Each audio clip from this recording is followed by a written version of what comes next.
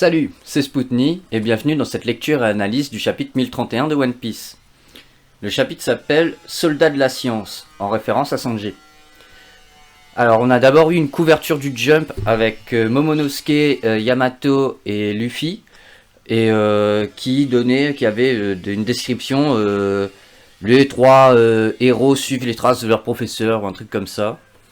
Et voilà, c'est les trois personnages principaux de l'arc, les protagonistes. Et ils portent les enjeux de l'arc Wano sur leurs épaules et ça fait plaisir de les voir en couleur.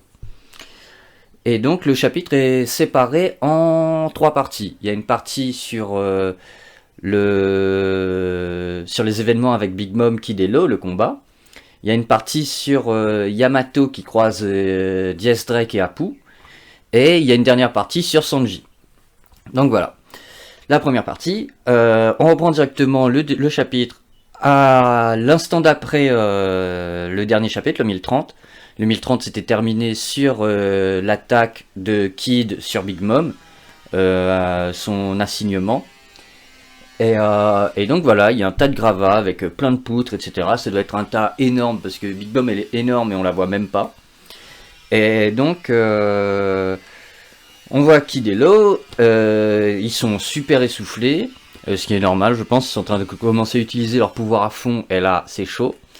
Et il y a les grouillots, les mecs lambda, le reste de l'équipage de Kaido, qui se disent le coup classique de « Elle n'a pas pu survivre, c'est impossible, franchement, qui survivrait à une attaque comme ça ?»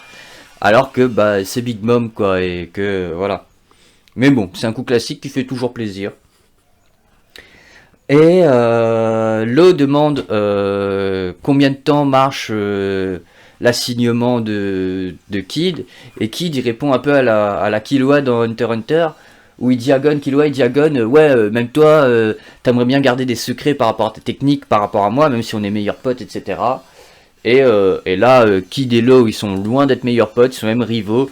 Et donc Kid il dit à Law d'aller se faire foutre et que soit déjà heureux de connaître cette technique. Ah nanana. Et donc ils sont interrompus, ils ont leur conversation et ils sont interrompus lorsqu'il y a une poutre qui vole qui est projetée depuis le gravat où il y a Big Mom. Et les grouillots sont en mode oh putain, Big Mom, quelle surprise, quelle surprise, Big Mom est vivante, oulala. Et donc voilà. Et Big Mom elle se lève en colère en disant Life or Oshiruko. Et donc Oshiruko, si vous vous souvenez pas, c'est le plat avec les haricots rouges, c'est un plat sucré apparemment. Et donc les grouillots, ils flippent leur race parce que ils se demandent s'il y a de l'Oshiruko qui reste, mais ils ont, comme on se souvient au début de l'arc, au début de la fête, au début de la guerre, les gars ils en balançaient partout en fait, ils faisaient des blagues avec, et ben maintenant ils en payent les conséquences. Et du coup tout le monde flippe. Et ça donne la condition, le prérequis pour que le pouvoir de Big Mom fonctionne. Et donc bah, elle chope toutes les âmes d'un coup comme ça. C'est assez cool le dessin parce que quand elle prend, les âmes restent un peu accrochées. Et c'est genre comme si tu tirais sur une pâte à pizza ou quoi. Ou un chewing-gum. Voilà, et j'aime bien cet effet là. Il est super cool. Voilà. Ça c'est beau, j'ai dit. Et donc après on a une double page avec il y a la double page qui est en bas et au-dessus il y a une bande, il y a une petite bande qui raconte, qui montre les événements avant la grande case quoi. Et c'est assez fluide, c'est assez clair. Et donc on voit Big Mom qui en fait redistribue ses âmes aux poutres et à ses homies, Napoléon, Prométhéeus et je sais plus comment, Hera. Elle s'appelle Hera je crois l'espèce de nuage là, de foudre. Et bref. Les homies sont boostés, des nouveaux homies sont créés. Les grouillots tombent par terre évanouis. Et Big Mom, qui est déçu du niveau des grouillots et du niveau de leur âme, utilise un an de sa propre vie pour se booster elle-même. Et donc, une espèce de plan, elle fait... Et ce plan-là montre, je sais pas, il y aura un espèce de bruit avec. Ça sera assez cool, je pense, en anime ou en animé, je sais pas comment on dit, on s'en fout. Enfin, moi, je m'en fous. Et, et du coup, elle grossit, et elle devient énorme, elle prend tout le cadre. Lo et Kid, ils sont tout petits devant. Et elle a les yeux qui ont une aura qui se projette comme ça. Et là, ça va se fight de ouf. Et donc, elle dit à Kid et Lo que ok, c'est bon, je vous prends au sérieux. Je me booste avec 1 an de ma vie. Et parce que, waouh, ça fait des décennies que j'ai pas eu mal comme ça. Et donc, bah ouais, vous êtes des vrais prétendants au trône d'empereur. Donc, allez, go se fight. Et donc, là, il y a un petit moment intéressant. Parce qu'elle elle met au défi Lo et Kid. Lo et Kid qui forcément acceptent le défi. Ils sont déjà allés tellement loin, ils peuvent pas reculer. Et donc, on apprend un peu plus sur les intentions de Lo et Kid dans la vie. Euh, Lo, pour lui, ce qui l'intéresse maintenant, a priori, maintenant qu'il a battu Doflamingo, qu'il a vengé Corazon, ou Rosinante, comme vous préférez, maintenant qu'il a fait ça, peut-être qu'il voulait être le roi des pirates, mais il a commencé à croire au rêve de Luffy aussi, en fait. Ce qui fait que lui, son rêve, maintenant, a priori, c'est de découvrir la véritable histoire, d'aller jusqu'au bout de ça, parce que bah en vrai c'est une super histoire, tout le monde a envie de la connaître, même si t'étais dans le lore de One Piece et que t'étais un boulanger et que t'apprenais qu'il y avait une histoire complotiste qui raconte le monde et l'histoire du Jack l'oublié, tu serais là en mode bah pourquoi pas. Et Kid, pour lui, il a décidé de tout mettre de côté. Là, il s'en bat les couilles, devenir le roi des pirates, on s'en bat les couilles, sauver sa vie, on s'en bat les couilles. On a la haine, on s'est fait niquer tout le long de l'arc, c'est le moment de montrer ce qu'on vaut. Il met tout de côté et il se jette dans la bataille. Et je suppose que son rêve à lui va être d'être un empereur en fait, parce que il va respecter Luffy comme le respecte Luffy. Je pense que c'est ça. On verra ce que ça donne. Et et ensuite, voilà, c'est la fin de cette partie-là. On va passer à la deuxième partie du chapitre. Donc on a les hommes de Kaido qui sont face aux samouraïs, qui voient Big Mom qui est énorme, il y a le feu, il y a eu le virus avant, il y a tellement de trucs qui se passent, les mecs avant ils étaient 3 fois plus nombreux que leurs ennemis, et maintenant ils sont quasiment au même nombre. Waouh, il y a la moitié de leurs forces les plus fortes, les gifters, ils ont été brainwash par Tama. Et les mecs commencent à tous perdre confiance, quoi. Clairement, je pense que l'équipage de Kaido, leurs lieutenants sont en train de tomber les uns après les autres, ils vont bientôt s'en aller. Ou enfin, ils veulent pas s'en aller, ils sont sur une île dans le ciel, mais ils vont bientôt chier dans leur froc. Et donc, il y a Yamato qui arrive devant l'entrée d'Onigashima, sauf que, bah, il y a des gens qui se battent dans l'entrée, en fait, et il y a tellement de gens que Zia va perdre du temps, et donc elle va passer par la chambre Iwato. La chambre Iwato, c'est la chambre de pierre, je crois, c'est ça la traduction. Et c'est la chambre en fait où il y a les numbers et il y a les numbers et il y a Apu et Diaz Drake. Donc elle va dans la chambre Iwato et on a une transition et on voit Apu qui est en train de se défendre comme ça et qui dit à Diaz Drake non mais enfin arrête, je t'ai dit allons s'allier, pas allons se battre, etc. Et il fait mais t'es sérieux putain tout ça. Et Diaz Drake lui dit je t'emmerde et j'ai une dette envers Luffy au chapeau de paille, Mugiwara no Luffy, et ce sera te botter le cul, ce sera ma façon à moi de rembourser ma dette. On voit Apu qui utilise son Scratch Boom, la technique qui fait exploser les gens à distance, et du coup Diaz Drake nous dévoile une nouvelle partie de la technique d'Apu. Il suffit pas juste que Apu, que les gens entendent la technique, la musique de Apu pour se prendre la technique. Ça frappe pas au hasard. En fait, la technique, elle frappe que si si Apu te regarde et que t'entends la musique, bah là tu te prends l'attaque. Mais si te regarde pas, bah c'est bon, c'est pas toi qui vise en fait. C'est son regard fait la visée de son pouvoir. Donc cette révélation, bien qu'il y ait personne pour l'entendre et pour l'utiliser contre Apu, ça énerve quand même Apu, ce qui est normal, parce que bah c'est un mec qui aime bien avoir l'avantage psychologique, je pense. Et donc, après, comme ça l'énerve, il dit à Diaz Drake, ouais bah ok, t'as peut-être deviné mes pouvoirs, mais à quoi bon moi j'ai les numbers avec moi. Et voilà, il y a 3 numbers, je suis Apu, et je suis Scratchman Apu, et on va te défoncer la gueule. Sauf que au moment où il dit ça, et qu'il va utiliser les numbers pour attaquer Diaz Drake, un mur explose, et il y a Yamato qui débarque. Du coup, Yamato est perturbé par le fait qu'il y ait Diaz Drake et Apu dans la même pièce avec des numbers, et qu'ils sont pas en train de se battre dans la guerre. Et elle se demande ce qui se passe, mais elle n'a pas le temps de se poser pour répondre à ces questions. Et Apu réagit instantanément, c'est incroyable, j'ai halluciné moi. Le mec est en train de se battre, il est en plein milieu d'une guerre, et là il voit Yamato, et en une demi-seconde, il se souvient que, hey, Yamato, je crois, elle est plus du bon côté, elle est pas avec Kaido, donc je peux peut-être tenter ma chance, je viens de rater avec Drake, mais vas-y, l'espoir fait vivre, je vais tenter. Donc le mec est comme ça, maître Yamato et tout, ça vous dirait de me rejoindre, etc. machin. Il commence à parler, il est un peu un... Faudrait que je regarde les traductions. Mais je trouvais qu'il y avait une certaine subtilité, genre c'est évident pour nous, mais du point de vue de Yamato, le mec a l'air quand même vachement manipulateur. Et donc elle dit à Apu qu'elle a pas le temps et qu'en plus elle est plus avec dans les rangs de Kaido. Et donc lui il dit ah bah encore mieux, voilà, c'est bon, c'est confirmé, je vais y aller à fond. Sauf que elle trace, lui il essaie de la suivre. Et là il y a Diaz Drake qui est sur le chemin et Yamato du coup bah elle le tape. Lui il bloque mais il dit non mais maître Yamato voilà moi aussi je suis un traître en fait. Et elle dit juste, genre elle l'envoie valser sur le côté, comme ça, alors Diaz Drake il est quand même balèze je pense. Et elle l'envoie valser sur le côté, elle lui dit ah oups pardon alors. Mais genre tranquille comme ça, genre c'était rien en fait. Et ça m'a bien fait rire.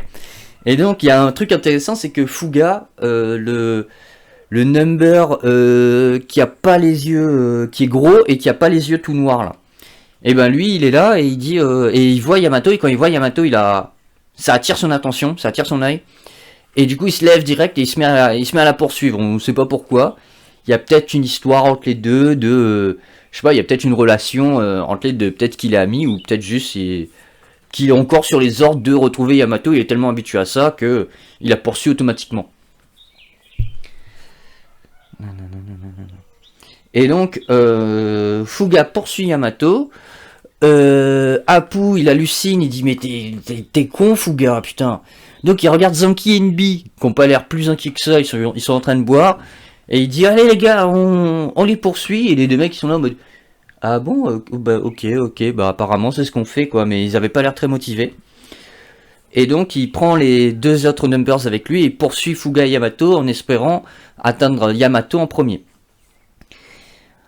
Ensuite juste derrière, Diaz Drake les voit partir et comme il veut botter le cul d'Apu, il se lance à leur poursuite lui aussi. Et c'est la fin de cette partie du chapitre. Ah en fait il y a 4 parties au chapitre, j'avais oublié, il y a une toute petite partie de transition. La petite partie de transition, on est au 2e étage donc, et on voit Robin et Brook au milieu de la bataille, et derrière eux on voit au loin les membres du CP0 qui arrivent en fait, qui se rapprochent. Et donc eux ils sont aidés par Robin et Brook, ils sont soutenus par les Mix se mettent en travers de la route des membres du CP0 et ils leur disent de s'enfuir. Donc Brook il prend Robin dans ses bras et il saute, il y a un trou dans le sol et il saute dans le trou. Et Robin lui dit à Brook que c'est ouf que les mecs soient là et en plus même parmi les membres du CP0 les membres masqués sont encore plus remarquables quoi, c'est vraiment des oufs. Et donc on a une petite case qui justifie un peu tout ça, qui illustre un peu tout ça. Et en fait on voit le chef avec la cicatrice etc là, son visage blanc qui est peint je pense, je sais pas si c'est un masque mais je crois son visage est peint. Et là, ce gars-là, en fait, il se déplace tellement vite que tu le vois, la petite case où presque il se téléporte, il y a les petits traits comme ça qui font le psst. Et donc, il se déplace super vite, et on sait pas s'il va les rattraper ou pas. Ensuite, là, on passe à la dernière partie du chapitre. On est au quartier des plaisirs, et Sanji est accusé par un groupe de femmes il y a un groupe de femmes qui sont armées, etc. Il y en a une, elle est comme ça, en train de dire, de le menacer, etc. Et donc, et il y a une femme par terre qui est sur les, il y a une femme par terre qui est sur les genoux, qui a la tête sur les genoux d'une autre femme, qui prend soin d'elle. Et toutes les femmes lui disent ouais t'es un monstre, etc. machin. Sanji dit non c'est impossible, j'aurais jamais pu faire ça, j'aurais jamais pu taper une femme. Et parce que la femme par terre est blessée. Et les autres disent non mais il y a que toi, etc. machin. Et donc il se prend genre des canettes, des sandales, etc. Et donc comme il se fait taper dessus, il s'enfuit encore une fois. Et il court, il court, il court, il court. Et il revient, il redébarque devant Queen. Donc Queen lui dit ah c'est bon, t'as décidé d'arrêter de te cacher, etc. Tu savais pas que le quartier plaisir était fermé. On s'en bat un peu les steaks. Et on a droit, une seconde désolé.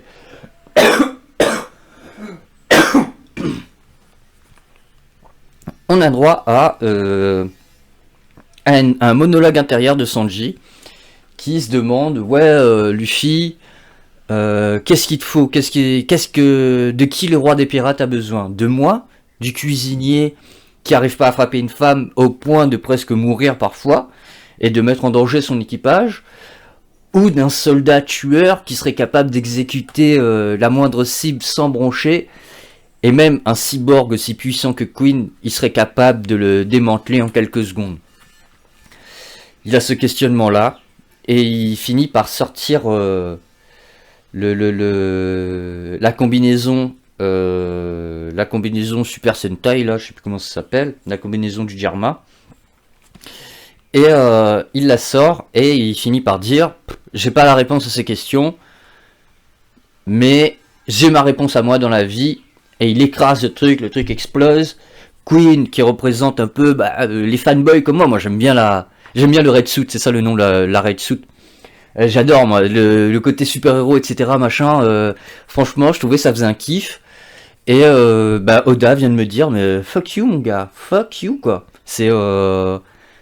C'était marrant un instant, mais voilà, Sanji ça reste Sanji, même si maintenant il a un peu muté, etc. machin. Il est un peu différent, mais il y aura plus la Red Suit. Débrouille-toi, fais ton deuil. Et moi comme Queen, je suis un peu dégoûté, mais bon, je respecte les décisions d'Oda. Donc, il signe sa volonté en détruisant la Red Suit.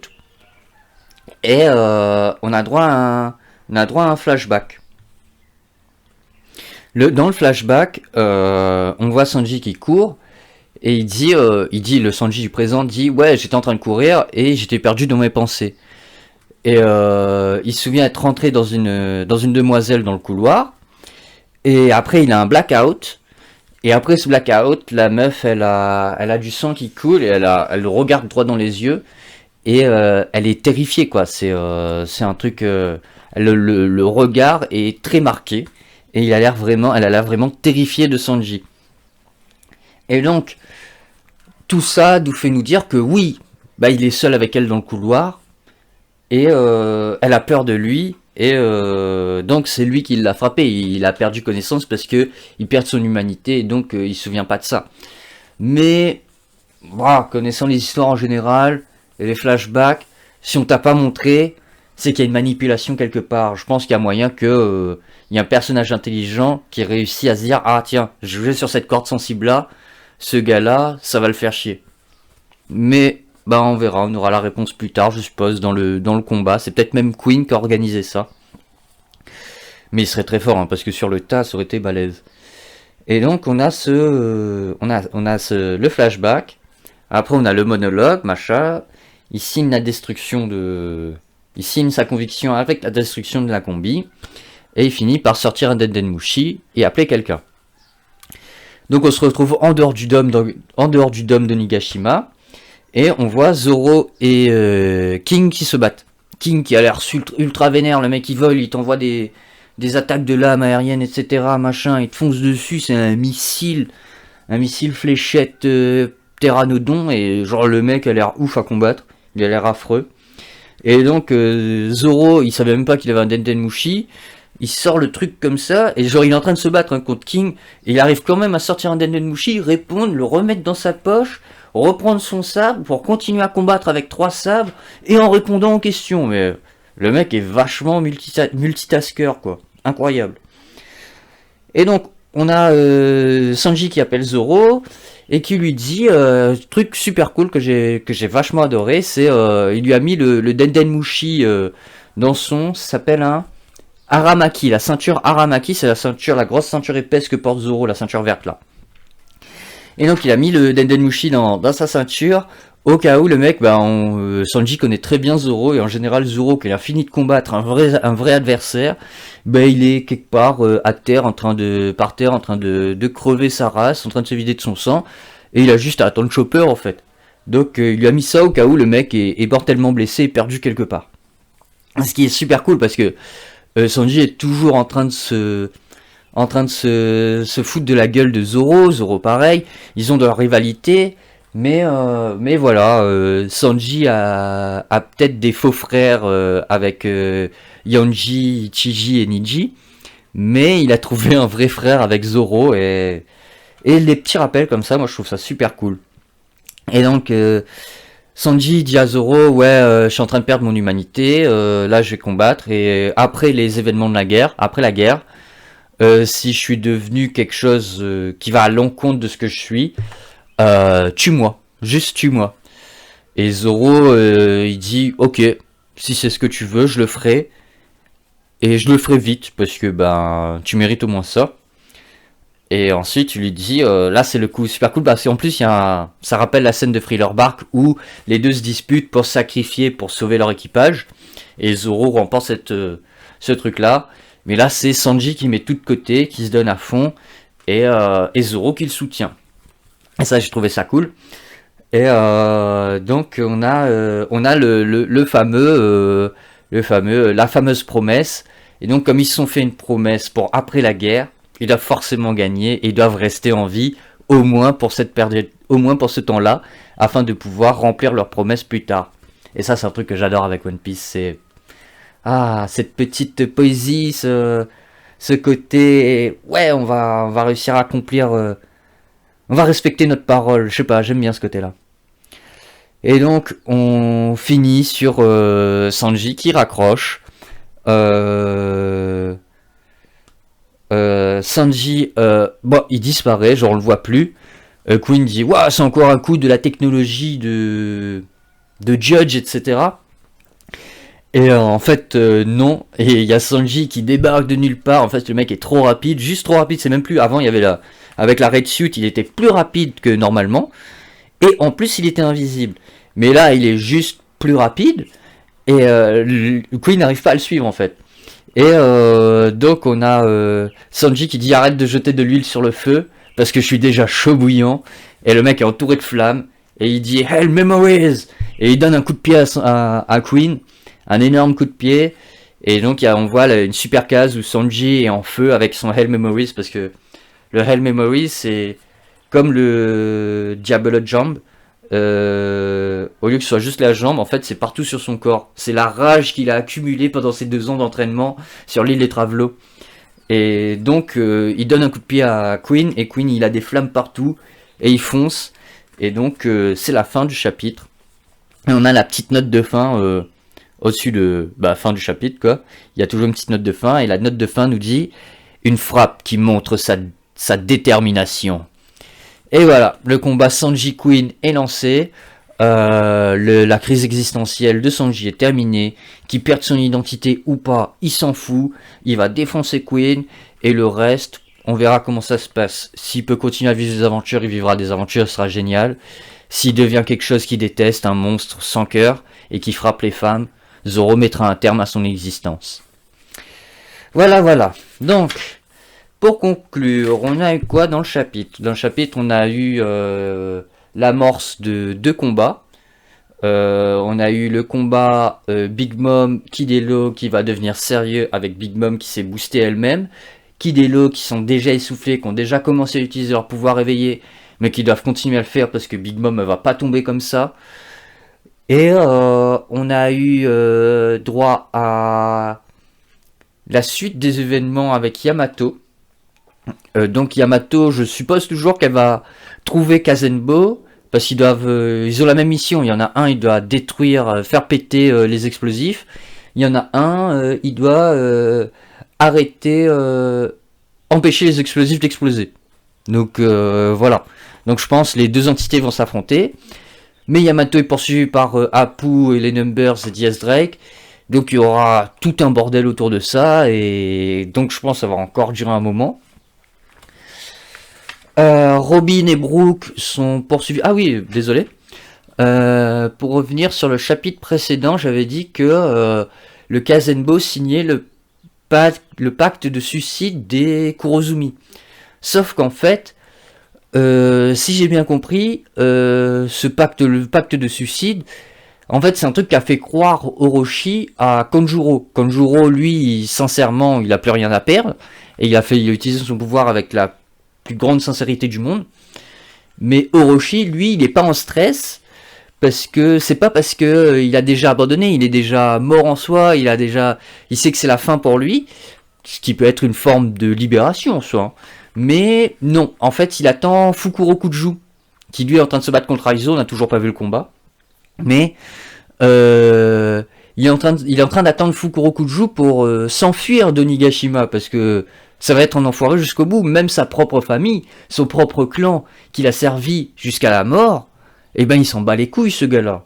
Il va continuer à faire ce qu'il a envie de faire, il va continuer à essayer de survivre parce que c'est un sale rat. Voilà, les héros meurent tôt parce qu'ils ont un vrai sens de l'honneur. Les méchants ils survivent parce que c'est des connards. Donc, nanana, Yamato et Apu et Drake. Donc il y aura le combat Apu-Drake, qui moi je trouve il est quand même assez intéressant, ils ont des pouvoirs cool, ça peut être marrant à regarder.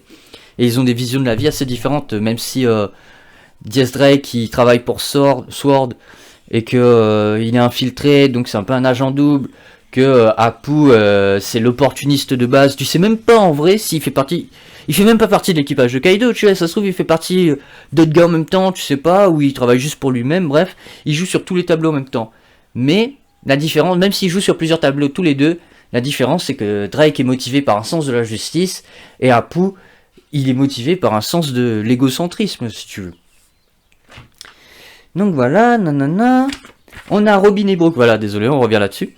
Robin et Brooke, eux, ils sont poursuivis par le CP0 et on va voir ce que ça donne. Est-ce que Brooke et Robin... Bah après, Brooke, il s'est pas trop battu. Donc je pense qu'on aura droit à Brooke qui va rivaliser un minimum avec le CP0. Ça peut être sympa. Moi, j'adore Brooke. Il est super stylé. Il a déjà fait ses preuves face à Big Mom, etc. dans l'arc Totland. Donc moi, je crois en Brooke. Et nanana, et du coup on a fini sur Sanji, Sanji qui, je l'espère sincèrement, va retrouver son cœur de charreau passionné et tendre à la fin de cet arc, et que voilà, sa conviction réussisse à prendre le pas sur sa transformation. Et que voilà, on aura droit à Cyborg Sanji. Ce qui est pas... Parce que je me suis quand même fait la pensée de... Ah putain, Sanji, il a toujours eu ce côté... Bah, il est humain, tu vois, c'est ça qui fait le truc qu'il est bien. Mais là, Sanji, au-delà d'être un humain physiquement et de pas avoir la possibilité d'être un monstre, Sanji est un monstre physique maintenant, mais il fait le choix d'agir comme un humain. Ce qui est cool et qui est... totalement cohérent avec le développement du personnage, je trouve. Mais bon, on va reparler des développements de personnages une autre fois. Voilà, ben c'est tout pour ce chapitre. Apparemment, le prochain chapitre a été repoussé. Je vais vous tenir au courant de ça, si j'ai le temps. Et voilà. Bon ben, je vous dis à la prochaine pour une nouvelle review ou une autre vidéo. Au revoir.